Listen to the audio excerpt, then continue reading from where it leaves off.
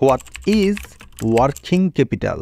একটি ব্যবসা পরিচালনা করতে দৈনন্দিন যে মূলধনটা দরকার হয় ওই রেগুলার মূলধনটাই হচ্ছে ওয়ার্কিং ক্যাপিটাল। এখন এই ওয়ার্কিং ক্যাপিটালের সাথে রিলেটেড আরও দুইটা সংজ্ঞা আছে। একটা হচ্ছে গ্রস ওয়ার্কিং ক্যাপিটাল আর একটা হচ্ছে net working capital. Gross working capital বলতে টোটাল যে কারেন্ট অ্যাসেট এটাই হচ্ছে গ্রস ওয়ার্কিং ক্যাপিটাল। আর নেট ওয়ার্কিং ক্যাপিটাল বলতে বোঝায় টোটাল কারেন্ট অ্যাসেট থেকে টোটাল কারেন্ট লাইবিলিটিসগুলো মাইনাস করা। এখন শুধু ওয়ার্কিং ক্যাপিটাল আর নেট ওয়ার্কিং ক্যাপিটাল একই অর্থে ব্যবহার করা হয়, কিন্তু যদি প্রশ্নে স্পেসিফিক উল্লেখ থাকে যে টোটাল ওয়ার্কিং ক্যাপিটাল বা গ্রস ওয়ার্কিং ক্যাপিটাল, তাহলে শুধুমাত্র টোটাল কারেন্ট অ্যাসেটগুলোকে বোঝাবে। কিন্তু যদি এমনিতে বলে যে নেট ওয়ার্কিং ক্যাপিটাল অথবা নেট শব্দটা বলে নাই, শুধু বলছে ওয়ার্কিং ক্যাপিটাল, শুধু ওয়ার্কিং ক্যাপিটাল বলতেও টোটাল কারেন্ট অ্যাসেট থেকে টোটাল কারেন্ট লাইবিলিটিসটা মাইনাস করাকেই বোঝায়।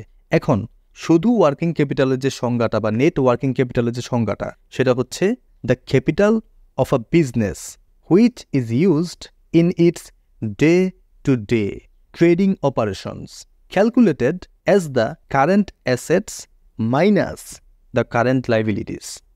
কারেন্ট অ্যাসেট থেকে কারেন্ট লাইবিলিটিসগুলো মাইনাস করতে হবে, আর এটাই হচ্ছে ওয়ার্কিং ক্যাপিটাল। আর এইটাকেই আমরা নেট ওয়ার্কিং ক্যাপিটালও বলি। এখন যদি আমরা গ্রস ওয়ার্কিং ক্যাপিটাল বা টোটাল ওয়ার্কিং ক্যাপিটাল এটার সংজ্ঞা দিতে চাই, তাহলে আমরা লিখব the summation of firm's current assets is called gross working capital অথবা টোটাল ওয়ার্কিং ক্যাপিটাল। আশা করি ওয়ার্কিং ক্যাপিটাল, গ্রস বা total working capital, net working capital এই জিনিসগুলো আপনাদের কাছে clear. What is cash conversion cycle? নগদ আবর্তন চক্র জিনিসটা কি? খুব সিম্পল একটা জিনিস, মনোযোগ দিবেন। ধরেন আপনি বাকিতে কিছু কাঁচামাল ক্রয় করে আনছেন, তারপরে সেগুলো থেকে আপনি পণ্য উৎপাদন করলেন, এরপরে ওইগুলো বাকিতেই বিক্রি করলেন। এখন বাকিতে বিক্রি করে টাকাটা কিছুদিন পরে কালেক্ট করছেন। কালেক্ট করার পরে ওই যে আপনি বাকিতে যে কিনে আনছিলেন এবার পাওনাদারদেরকে পরিশোধ করে দেন। প্রথমে আপনি বাকিতে কিনছেন, পণ্য উৎপাদন করছেন, বিক্রিও করছেন বাকিতে দেনাদারদের কাছে। এইবার দেনাদারদের কাছ থেকে টাকা কালেক্ট করে পাওনাদারদেরকে পরিশোধ। এই যে পুরো প্রসেসটা, এই পুরো প্রসেসে যে সময়টা যায় ওইটাই হচ্ছে ক্যাশ কনভার্সন সাইকেল। এখন ক্যাশ কনভার্সন সাইকেলের ভেতরেই আরেকটা সাইকেল আছে, সেটা হচ্ছে অপারেটিং সাইকেল। অপারেটিং সাইকেল হচ্ছে এই ক্যাশ কনভার্সন সাইকেলের একটা অংশ। আমরা দেনাদারদের কাছ থেকে টাকা কালেক্ট করে পাওনাদারদেরকে পরিশোধ করি, তাই না? এই যে পাওনাদারদেরকে পরিশোধ, এই অংশটা বাদ যাবে অপারেটিং সাইকেলের ক্ষেত্রে। এই অংশটা আসবে না। শুধুমাত্র পণ্য উৎপাদন করে দেনাদারদের কাছ থেকে টাকাটা কালেক্ট করা, এতটুকু হচ্ছে অপারেটিং সাইকেল।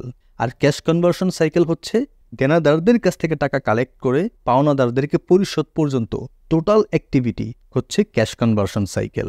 এখন ক্যাশ কনভার্সন সাইকেল এটা সংজ্ঞাটা কেমন দেওয়া যায়? Cash conversion cycle calculates how many days it takes a company to convert the cash it spends on inventory back into cash by selling its products.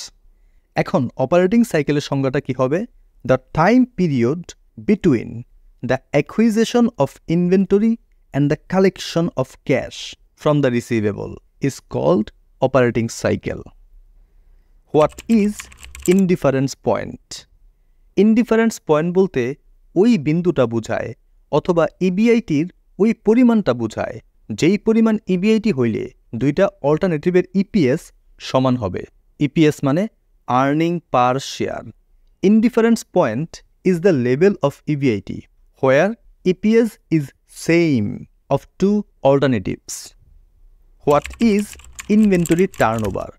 এই turnover শব্দ দিয়ে সাধারণত বোঝায় কতবার এই ইনভেন্টরিটা কতবার টার্নওভার করে, মানে আমার কাছে ইনভেন্টরিটা কতবার আসা যাওয়া করে।